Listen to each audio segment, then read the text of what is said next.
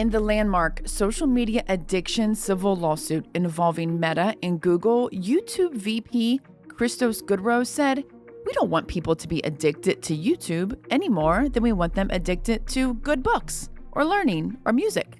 Well, are reading, learning, music, and YouTube truly comparable experiences?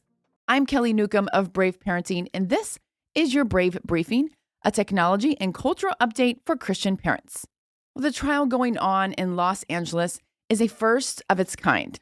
The case is a consolidation of hundreds of lawsuits that have been filed against the social media platforms, claiming that the design features built into the platforms cause addiction.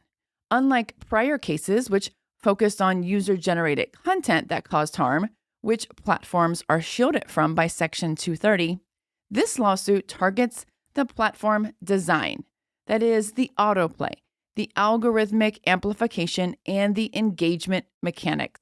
The plaintiff, identified as KGM or Kaylee, started using YouTube at age 6. By the time she was 10, she had posted 200 videos to the platform. She had 10 accounts, which she would use to like her own content. Now, there are arguments that can be made regarding the parents' negligence, which allowed her to have this type of access to an online platform. And yes, parental responsibility matters, but a platform designed for maximum engagement cannot be dismissed as neutral either. YouTube is the most commonly used platform by children. According to Pew Research, 90% of teens use YouTube, 73% use it daily, and 15% report using it almost constantly. When Gallup polled teens, they found that they spend 4.8 hours a day on social media, and they identified that 2 of those hours were on YouTube. And among young children, the stats are equally grim. YouTube is the most common platform for kids ages 0 to 6.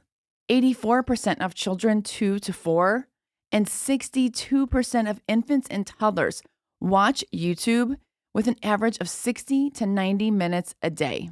So YouTube is engineered for maximum engagement. It is not a neutral library hosting videos.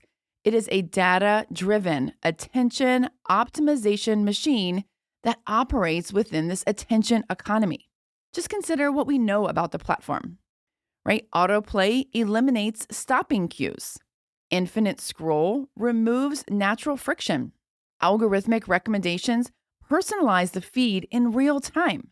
Shorts replicate the TikTok-style rapid dopamine release cycles.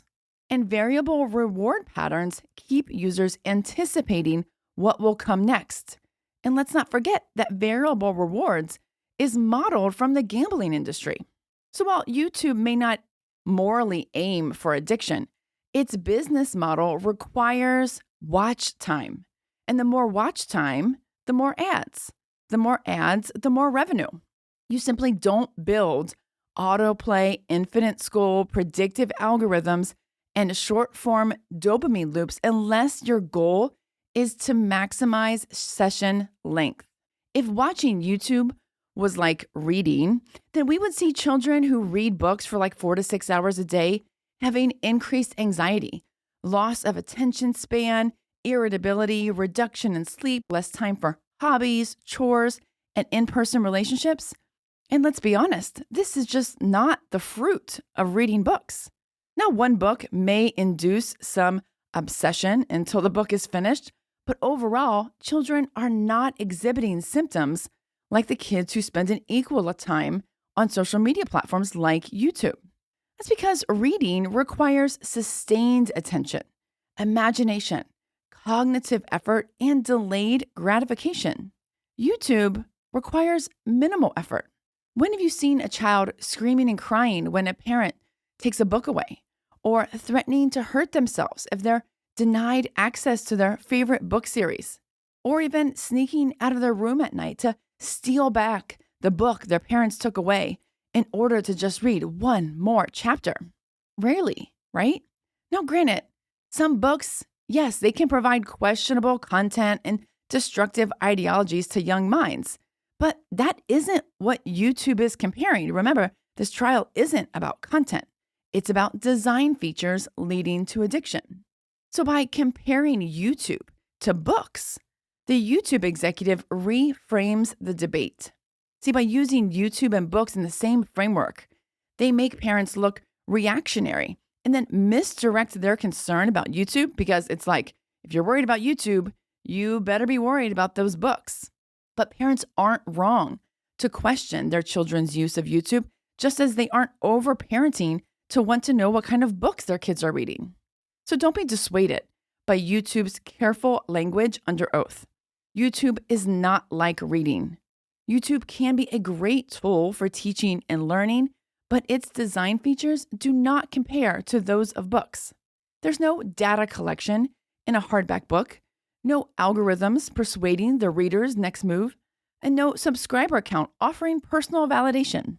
Biblically, the question isn't whether YouTube is evil or sinful. It's whether YouTube is mastering your child. The Apostle Paul wrote in 1 Corinthians 6:12, "All things are lawful for me, but not all things are beneficial." He says, "I will not be dominated by anything." Well, as Christian parents, we know YouTube does have value in many scenarios, but we must contend with whether it is being used as a tool or whether it's functioning as a master.